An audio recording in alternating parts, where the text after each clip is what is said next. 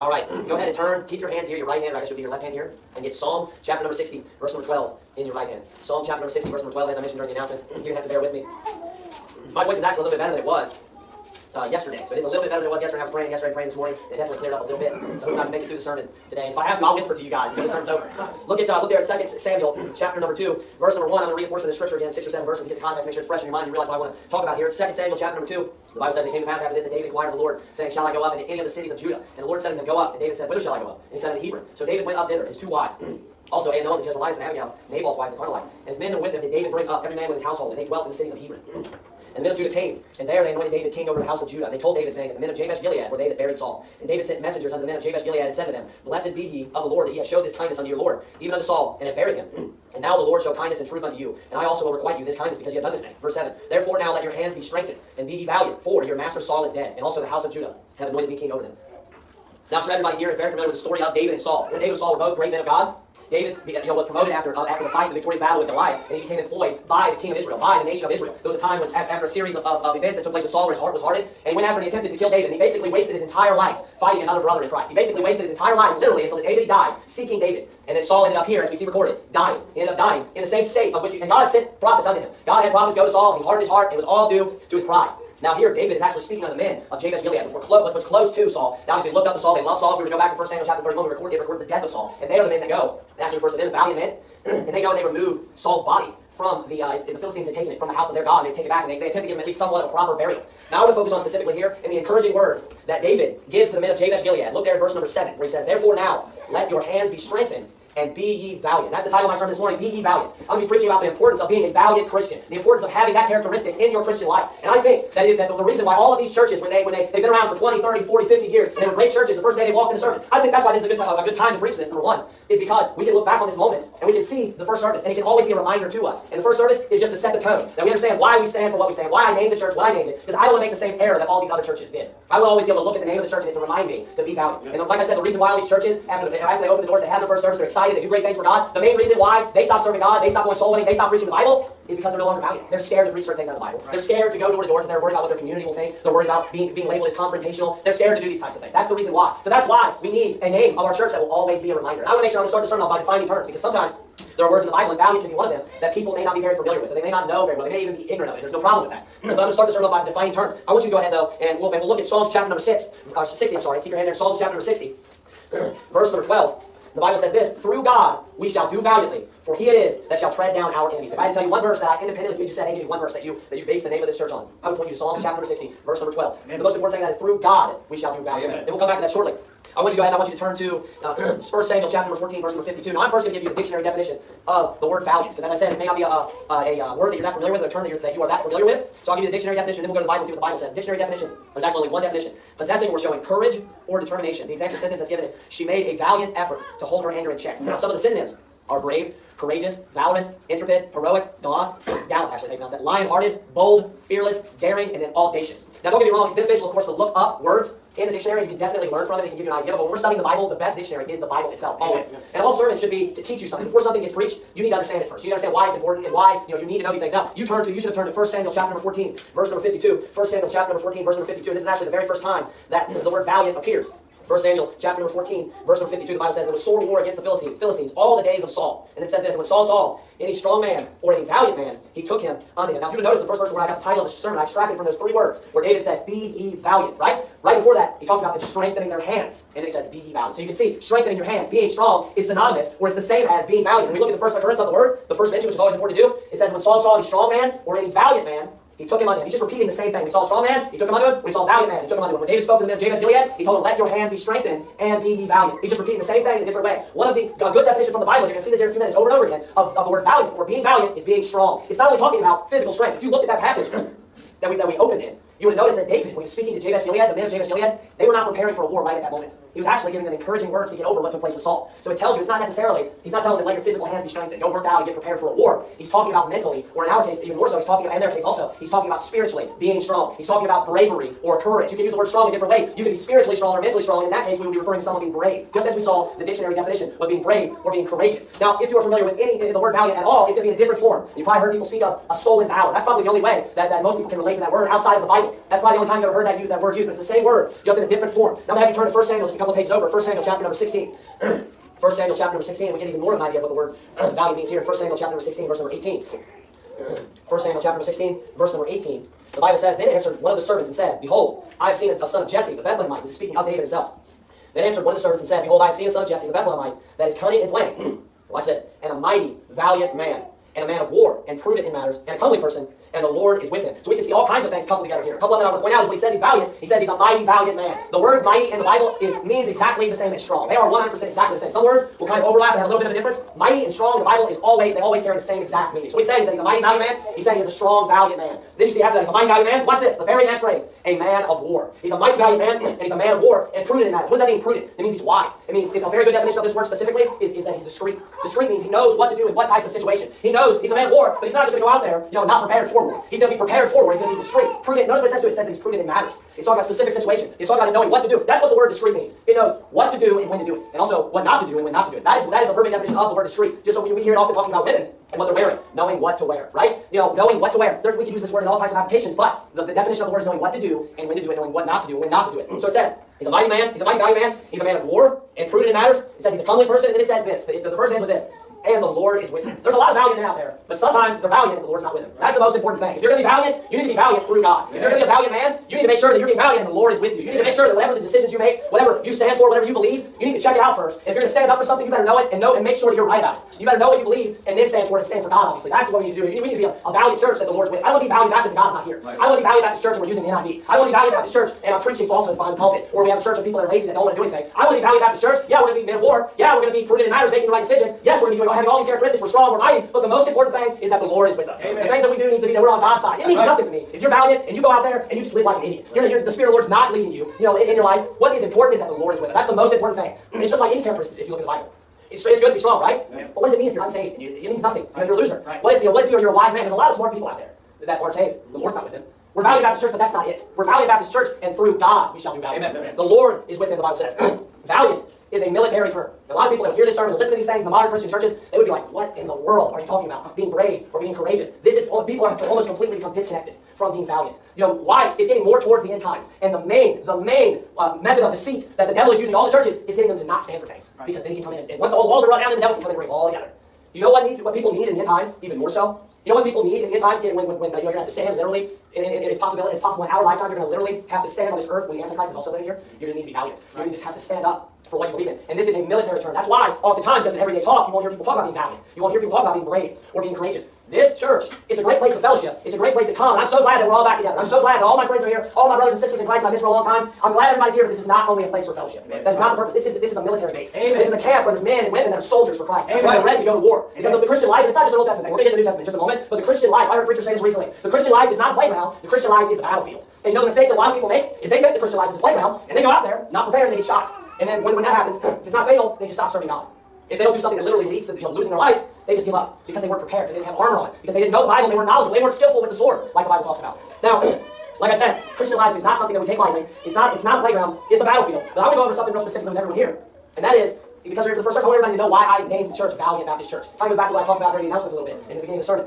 Now, everybody knows who this is. I'm not going to mention it by name, but there was a man that started a church in Tennessee, and he named his church Soul Winning Baptist Church. That was the title of the church. I've never heard of a church being named Soul Winning Baptist Church. I like the name, but I've never heard it, and nobody else had. And when he decided that, I remember at the church, because he was being sent out of the church that I went to at the time, tons of people coming and asking, like a lot of people, why'd you decide, after the pastor had announced what the name of the church was going to be, a lot of people coming up to him like, why'd you decide that? I was standing there, and he said something. He made a statement. Like I said, to go back to what I said a moment ago. He said, if you look at a lot of good independent fundamental Baptist churches, they were soul winning on day one, but they weren't soul winning when the church closed or when the pastor died. Things changed over that period of time. And if there's something that can continually be there to remind you of what's important, then it's the name of the church. If there's anything, it would be the name of the church. And he said, it can always be a rebuke to me if I even start to think about stopping soul winning when I'm 60. Or if I can start to think about stopping doing this or stop doing that. When he said that, I was like, man, that's good advice. It seems simple, but that's a good reason to name your church. I'm not just trying to come up with a name that people don't have, or a name that's cool, or a name that people will be drawn to or that like. I want the name to be beneficial. I want it to be something that the church stands for, but also I want it to be something that can remind me and remind the people that are here today that are still going to the church in 50 to 60 years that this is why the church was open. This was something we were doing. And think about this. What's the reason why? Like I mentioned earlier, what's the reason why a lot of preachers and pastors stop preaching the Bible when they're old, in old age? Because they become scared. The church, what happens over this period of time? The church gets bigger. That's the main difference from day one to the end of the church. And you know what happens when your church gets bigger? You get more money. And you know what happens when you get more money? you start softening up almost all the time. And the reason is because you don't want to preach anything that's going to offend the guy that's giving the money. I'm not saying we'll all give the money. But if you don't want to offend the guy. Because the pastor knows the books and he knows who's giving the money. So when that starts happening, they start softening up because they're scared. Maybe they get to know somebody and they're like, oh, he's got this problem. He has a history of this, and he has a divorce, I'm not preaching on divorce anymore. Or people don't want to soul him. Maybe that. So I went up that guy and I thought, well, how can I cause, how can I stop every problem? If I could try to look at every church today and I could find out what's the source of the problem, not just the problems, what's the source of all the problems of all these churches, it's because they're not mighty. It's because they're not valiant. It's because they've softened up over time. That's what's taken place over a period of 50, 60 years. So I would be able to look at the name of my church, and when I go to open my Bible in the mornings and I'm going to be preaching the Bible, I'm going to know that I'm preaching for Valiant Baptist Church. And if I don't do that and I walk behind this pulpit, somebody needs to say something to me. Why did you name the church that in the first place? Why did you even name the church Valiant Baptist Church if you just are going to read over a passage and skip over something that's offensive? If you're not going to go out and go soul winning, because the Bible talks about it in Ephesians chapter 6, and we'll get this in a minute, the reason, one of the things that has to do with boldness, at the very end of that passage, we're talking about putting on the whole armor of God. He talks about being bold. Not being bold, he says that utterance may be given unto me, that I may make known the mystery of the gospel. You know what one of the dictionary definitions of soul winning, of Valiant was? It was bold. You know why people don't open their mouth and they know the mystery of the gospel in their old age? It's because they're not bold, right? Because they're not valiant. And so I want to make sure that our church is not only just soul winning, because there's soul winning churches with a lot of problems. I want to make sure that this church is perfect and entire, wanting nothing, lacking nothing. And I think that what holds the glue together for the Christian life, once you start learning your Bible, once you start becoming a good soul winner, once you start enduring, and you're actually growing in mature, and you're becoming a mature Christian, if you're not valiant, you're just going to fizzle out and fade away. You're not going to stand up for what you believe. You'll just start backing up right back to where you were before. And that's why it's important to have this characteristic of Valiant Baptist Church. Amen. Have you turned another passage, Psalms chapter number 144, actually. Psalms chapter number 144. Psalms chapter number 144. We're going to verse number 1. Psalms chapter 144, verse number 1. I'm going to have to read one. I'm going to read one of the verse for you. It's almost identical to that one. Actually, I believe it is verbatim. So you're in Psalms chapter 144. Let me find Psalm 18, verse 34. This verse almost, as I said, verbatim shows up a couple of times. Psalm 18, verse 34. The Bible says, He teacheth my hands to war. And then he says this, so that a bow of steel is broken by mine arms. Now, it's not a coincidence that when we see men calling David valiant, that oftentimes when the word valiant pops up, it's talking about David very often. You see him referred to as valiant. Mighty valiant says he's a man of war. Here we see David say in Psalm 18:34, that he teaches my hands to war. That same verse I just read to you shows up, I think, like I said, verbatim in 2 Samuel chapter 22, verse number 35. If you like to take notes, it's 2 Samuel chapter 22, verse number 35. But I want to focus down real here with Psalm 144, verse 1. And watch what he says here, to give you a little bit more. Blessed be the Lord, my strength, which teacheth my hands to war. And then watch what he says, and my fingers to fight. So we see him talking about warring, we see him talking about fighting, but notice what's in that verse that's not in the other two in the very beginning. Blessed be the Lord, my strength. Blessed, it's not that God is just, training David and David's doing it all, or teaching David, and David's doing it all on his own. Even after David is older, even after David has learned how to war and learned how to fight, what does he say? He said, blessed be the Lord, my strength. So when they were talking about David saying he's a mighty, valiant man, it wasn't might of his own or strength of his own, it was the Lord's strength. Amen. It was the Lord's power, it was the Lord's might that was given to him. And you know what that implies, or denotes when he talks about that he teaches my hands to war, that there was a time when he did not know how to war. If you're going to be taught something, there's no reason of teaching something to someone unless they don't know how to do that. So now, during that time period, when you're being taught to war, let's open that a little bit. I need fresh air, I'm not feeling well. When during that time period, when you're being taught to war, do you think that's easy or difficult? When Michaela didn't know how to play the piano, put your feet down. When Michaela didn't know how to play the piano, do you think that was easy or difficult? Difficult. Well, what she didn't know, it was difficult, right? When David was learning how to war, do you think it was easy or difficult? Do you think things are different today that God doesn't teach us things? Or do you think the same things that God teaches David that he would teach us? God would teach us anything, right? We have the same book, the same God. That's all he trusted in was the Word of God. Obviously, God would intervene and different things like that. But the same things that David learned, the same things that David was taught, we can be taught. We can learn how to war. We can learn how to fight. And during those periods of time, it's going to be a time where you're becoming stronger, right? Over the last 9 months of this period of time, I am sure that every person in here, if I can look at you spiritually, has become stronger. And you know what they've done? God taught them how to fight. And God taught them how to war. And God, he said, teacheth my hands. He teaches my hands to war. And somebody would ask me, so over the past 9 months, I just thought this, over the past 9 months, what's changed about your vision for Jacksonville? Not a jot or not a tittle. Just to make sure everybody here knows this. The same, that same phrase that I echoed when I said that when we come to Jacksonville, we're going to turn this world upside down, stands just as much today as it did when I said it. And I don't care who's sitting out. I don't care what, if we're in a different building, if we don't have the money to support us, the vision is the same. And the same things that I believe there are the same things I'm going to preach today. I don't care if I'm not associated with the same people. And you know what I think? I think over the past 9 months, when God taught me how to war, that the Valiant Baptist Church is stronger today than it would have been if we would have been sent out from there. And I think that this church will do greater things than it would have done if I would have been sent out from that church. That's what I think. And you know what I know? I can see now looking back that those people are near as valiant as they say they are. It's a lot easier to stand up against your enemies than it is your friends. That's a lot easier. It's a lot easier to stand up when there's a bunch of sodomites standing on the street that I already hate. That's a lot easier than actually have to stand up against your friends. Actually have to stand up against people that you love and to tell them that's not right, what you're doing is sinful and weak. And you know what? All the pastors in that movement, and I was thinking a lot about whether I was going to say this or not, all the pastors in that movement are as weak as water. They're as weak as water. It's easy for them to follow another man's example. It's easy for them to stand up against sodomites when they're pastors. Because that's what it is. They're not pastors. Half the people in their church get their calls from Phoenix, Arizona. Half the people in their church found that church. There was an incident that actually took place recently in Tennessee, where everybody's aware that God didn't have kids. Everybody in that church knew that. Every single person. Let me say this. I talked to the guy about the situation. He knows this. I don't think the guy's a qualified pastor. I don't hate the guy. I'm sure he's a good Christian. That's my beliefs, and that's what I believe the Bible teaches. Amen. That's not what I'm talking about right now. I want to clarify that. Okay, everybody in church, the members, they knew. This guy, doesn't have kids. The pastor in Phoenix knew that. But then all of a sudden, he makes a video and talks about how, I'm just all of a sudden not going to have fellowship with this guy. And conveniently, when he said it's over the doctrine, conveniently, God laughed at him on Facebook or something like that. Like, well, that's convenient. You decide it's not doctrine. Right when he starts to rail on you. Right. Or say whatever he said. I don't know if that's true or not, whatever. But you know what happened? Every person left the church. The guy was left literally with no one. You know what that shows me? That pastor was not their pastor. Right.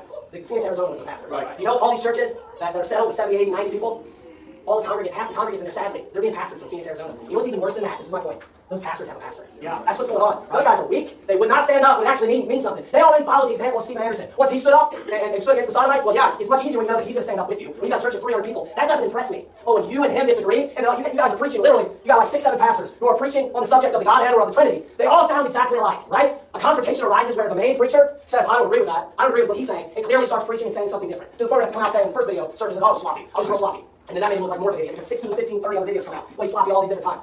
All these other pastors are apparently sloppy because they are. You have to be brain dead. You think that they're all sloppy in the same way. Right. Preaching the same mistakes, the same illustrations, the same errors. If you believe that, you're an idiot. Right. If you believe that, you're an idiot. You just want to go with that movement. You know what that shows me? All these pastors, when the rubber met the road, they were not willing to stand up for Jesus. That's what it comes down to. They were not willing to stand up for the nature of God and who God is. God showed us who he was in the Bible, and when the rubber met the road, they would rather go with what the pastor of Phoenix believes. They're not valiant, they're weak. Right. They can stand up behind their pulpit and preach and pretend to be valiant and pretend that they're standing for God. No, they're not. They're weak. It's obvious. That's when you find out that when someone's valiant or not, is when they have to stand when it matters. When they have to stand up for something, when they can lose something. It's easy to say when you don't know what's going to leave your church. Right. And yeah, maybe some people lost a couple of members over the sodomite issue. But how many did they really lose? How big of a stand did they think they were taking? I'm not saying it's not hard to any degree. What I'm saying is, when it really matters, when you know, like, I could lose everything. I could lose all of my friends. I could lose my church. I could no longer be a pastor. I can no longer have associations with these people. That's when we find out whether you're valiant or not. Right. That's when we find out whether a person truly is standing for the Word of God, whether they truly are valiant. Turn your Bibles to Ephesians chapter 6. Ephesians chapter 6, look at verse number 10. This is not only an Old Testament teaching, this is a New Testament teaching as well. But we are fighting a spiritual battle. Ephesians chapter 6, verse number 10. You don't have to be valiant to finish the sermon, man. Ephesians chapter 6, verse number 10. It says, finally, my brethren, be strong in the Lord. Notice that over and over again. It's not your own strength. It's not your own strength. He talks about that God is the one, blessed is the Lord my strength. That through God we shall do valiantly. It says, finally, my brethren, be strong in the Lord and in the power of his might. Put on the whole armor of God. It's not your own armor, it's God's armor. Put on the whole armor of God, that you may be able to stand against the wiles of the devil. For we wrestle not against flesh and blood, but against principalities, against powers, against the rulers of the darkness of this world, against spiritual wickedness in high places. Wherefore take up you the whole armor of God, that you may be able to withstand in the evil day. And having done all to stand, he says, having done all to stand, being perfect and entire, right? Doing everything. God doesn't just give us a part of the armor. He gives us all of the armor so that we can be fully protected or fully shielded. One thing I want to point out too is that we don't fight a physical battle, we fight a spiritual battle. Right? That's the type of battle that we fight. Look there again at verse 14. Stand therefore, having your loins girded about with truth, and having on the breastplate of righteousness. Something interesting that just popped in our mind just now. Oftentimes when God comes to a prophet or speaks to a prophet as he did Job, he talks to him and he tells him to gird up your loins like a man. And right here we have the passage where it says, stand therefore, God speaking, God inspired, basically saying the exact same thing. Stand therefore, having your loins girded about with truth. God still wants men in the New Testament just like he did Job. If God would come and speak to you specifically today, the first thing he'd say to you, gird up your loins like a man and answer thou me. That's what God would say to you. Look again right there. Stand therefore, having your loins girded about with truth, verse 14, and having on the breastplate of righteousness. He says, and your feet shod with the preparation of the gospel of peace. Notice again, preaching the gospel has to do with being valiant, fighting war, fighting a battle. These things are not separate. Everyone here knows that the first time you go out and knock on the door, how do you feel? Every time you go on the door, nervous. And what do you have to do, or how you have to be in order to continue to knock on the door and speak to those people? You have to be brave. You have to be valiant. That's why preaching the gospel is mentioned here. And feet shod with the preparation of the gospel of peace. Above all, taking the shield of faith. Above all means that this is more important than all of it. You know why? Because it's not through your own might. Because you have to be trusting in God. That's where you get your bravery. Think about bravery. You have to have a source of where your bravery comes from. Everyone understand what I'm saying? The reason why you're bold or the reason why you're valiant is because you have a reason. When a soldier goes out to war, he's fighting a battle, a physical fight that is, that's just totally outside the Bible for a second. A physical fight, if he is valiant, why is he valiant usually? Because he's prepared. He feels like he's strong enough, feels like he has the weaponry, the armor, right? That's the reason. So he has a source of where he's getting his bravery. That particular person will be himself. That's what he's getting. That's not the source of the reason why if I was to stand up here today and tell you that I'm valiant, it wouldn't be because I'm trusting in me. I sure don't think that I'm going to be able to hold this whole thing together, all these families moving here. The only way the Valiant Baptist Church will be valiant is if I'm trusting in God. Amen. Through God, we shall do valiantly. We're not the source of things. And if you think that that's wrong, we are not the ones that are going to be able to bring up the bravery just within ourselves, or create or produce the bravery just within ourselves because we're trusting in ourselves. We think that we are a good source for life. We have to be trusting in God. We have to get the valor for God. Look at what it says in verse number 17. And take the helmet of salvation and the sword of the Spirit, which is the word of God. He says, praying always with all prayer and supplication in the Spirit, and watching thereunto with all perseverance and supplication for all saints. I'll read verse 19 because I mentioned this earlier. And for me that utterance may be given unto me, that I may open my mouth boldly to make known the mystery of the gospel. 2 Corinthians chapter 10, verse number 3 says this. For though we walk in the flesh, we do not war after the flesh. For the weapons of our warfare are not carnal, but mighty through God to the pulling down of strongholds, casting down imaginations and every high thing that exalteth itself against the knowledge of God, and bringing into captivity every thought to the obedience of Christ. So you start to see, if you look at the Old Testament, the man that is most mentioned, I would say, about being valiant, about being a mighty man, is David. You always see the word at least popping up right around his name too, when he's involved. And you see it mostly, just for Bible knowledge, you see it mostly between the historical books of Judah and Israel. So you have 1 Samuel, 2 Samuel, 1 Kings, 2 Kings, 1 Chronicles, because those books deal with the politics surrounding those nations. You know what a big part of the politics of a nation is? War. And then you see the word valiant coming up everywhere. It's talking about war. Old Testament, you have David. Probably if you were to ask him, if you found 100 saved believers and you said, and then read the Bible and knew the Bible, you said, who's the greatest Christian of the Old Testament? I bet the majority would say David. And you would ask, who's the greatest Christian of the New Testament? I bet the majority would say Paul. So you have David and you have Paul. The Old Testament, we have David talking about valiant, war. New Testament, where are these quotes coming from the reading right now? Paul. New Testament with Paul specifically. David and Paul. The greatest Christian we should attempt to model ourselves after was a man of war. He was a mighty, valiant man. Amen. New Testament, the greatest Christian by far. There's no comparison to the New Testament of Paul. I think Paul is the greatest Christian of all the Bible. Not even comparison. The amount of work that he did, everything that he did, the revelations that were given to him. Who do you have? Paul. And what does he talk about repeatedly? Fighting, warring, put on the whole armor of God. Look again, go to 2 Timothy chapter 2, we'll see another one. You can see the importance of this and how always is it used. It's used as encouragement. Just how we started out. Be ye valiant. 2 Timothy chapter number 2. The Bible says this in 2 Timothy chapter number 2. Thou therefore, my son, watch what it says. Be strong in the grace. Where in yourself? No, that is in Christ Jesus. Before in the Old Testament, who did he say? The Lord is my strength. Now who's Paul saying in the New Testament? Be strong in the grace that is in Christ Jesus. Amen. Now that name is revealed and understood. Thou therefore, my son, be strong in the grace that is in Christ Jesus. And the things that thou hast heard of me among many witnesses, the same commit thou to faithful men who shall be able to teach others also. Look what he says in verse 3. Thou therefore endure hard. Is the Christian life easy? Is it light? I think everybody in here at least understands that it's not. Right. But a lot of Christians don't understand that. They think that it is, like I said before, it's analogous to a playground. No, it's not. It's like a battlefield. It says endure hardness. It's hard. Christian life is hard. Watch these next words. As a good soldier of Jesus Christ. Yeah. If God looked at us today, he would say this church, women included, and everybody might not feel like that, is filled with soldiers of Jesus Christ. Amen. This is a military camp. It's a military base, and the name is Valiant Baptist Church. Amen. And we can see in the Old Testament and New Testament, it's not just some disconnect. They were soldiers in the Old Testament, they're soldiers in the New Testament. We're fighting a spiritual battle. And somebody can say, well, David was fighting a physical battle. David said in Psalm 144, the Lord is my strength. He teaches my hands to war. When he went to go fight, think about this, I just love this. When he went to go fight Goliath, what did he say to Goliath? He said, thou, I'm not going to quote this exactly right, he said, thou comes to me with sword and spear and shield. He said, but I come to you in the name of the Lord of hosts. I can't remember exactly. Was he trusting physical? He may have been warring physically. But even then, the source was still the Lord. Amen. It was not because he's just this pumped up God. It's not all it was. Yeah. The source was spiritual. And in the New Testament, it's exactly the same. If you are going to learn to war, if you're going to be a good soldier through Jesus Christ, the Lord is going to teach your hands to war, and he's going to teach you, he's going to learn your fingers to fight. That's what the Bible teaches. Now, have you turned to 2 Timothy chapter number 4. 2 Timothy chapter number 4, just a couple of pages over, make it easy. 2 Timothy chapter number 4. Just like Ephesians 6, 7, we read, be strong in the Lord and in the power of his might. That's why I chose the theme verse of the church that contained the word valiant. That's why I chose that specific verse, Psalm 60, verse 12, because it says, it starts off like this, through God. If Valiant Baptist Church is going to do great things for God, and if we are going to be valiant, we're going to do, just let me say this, we're going to reword that, if we are going to do great things, it's going to be because through God we get valiant. That's right. Through God we shall do valiantly. Many sermons have ended in 2 Timothy 4, other tons of sermons, and pastors will turn to 2 Timothy 4. I'm going to turn there because I think it's even more applicable in my case than it was a lot of their sermons in the sermon here, because it's the very first sermon that's preached by this pulpit in Valiant Baptist Church. A lot of people are familiar with this passage. If you look at 2 Timothy chapter number 4, verse number 4 will start, and they shall turn away their ears from the truth and shall be turned unto faith. So what's being talked about? Apostasy. People falling away, right? When I talk about it's even more important to be valiant today than other times. It's always important that sometimes other qualities are more important depending on what you're facing. And the churches today, as I mentioned, what's the main reason why they fell away? What's the main reason why they're not doing at the end of their lives, right? The last service, what they were doing in the first service, it's not valiant. So notice the warning right here. They shall turn away their ears from the truth and shall be turned unto fable. But watch thou in all things. Watch thou in all things. Watch this. Endure afflictions. Remember, endure hardness. Endure afflictions. Do the work of an evangelist. Make full proof of thy ministry. Every time I read that, make full proof. I know it's not necessarily applied here. I just think of Ephesians 6. Every time we think about something being foolproof, people use the word bulletproof. That just makes me think of armor. I've always read that and always thought of that. And it could be because of the next words coming up and just the context in general. But he says, make full proof of thy ministry. For I am now ready to be offered. And the time of my departure is at hand. Now watch the words he says at the end of his life. I have fought a good fight. I have finished my course. I have kept the faith. I personally, one of the reasons why, not only the work that Paul did, he did way more work, he made the other apostles look ridiculous in the amount of work that Paul did. Not only because of the amount of work that Paul did do I think he's the greatest Christian, I think there are very few Christians, that in their lives, and they can actually say these words in sincerity. This is God speaking through Paul. And he says, right there, I have fought a good fight. I have finished my course. I have kept the faith. This is the first service of Valiant Baptist Church. The very last service, I stand up, I don't know how I'm going to know that I'm getting ready to die, but the very last service, I wish I could stand behind this pulpit when I'm 70, 80, hopefully I'm old too, 80 years old, and I can say, I have fought a good fight. I have finished my course. I have kept the faith. What do I want from this church that I can ingrain in everyone's minds today, that they can keep in their minds? Not to end up like Saul. Not to end up how Saul ended his life. He can't say that. I have fought a good fight.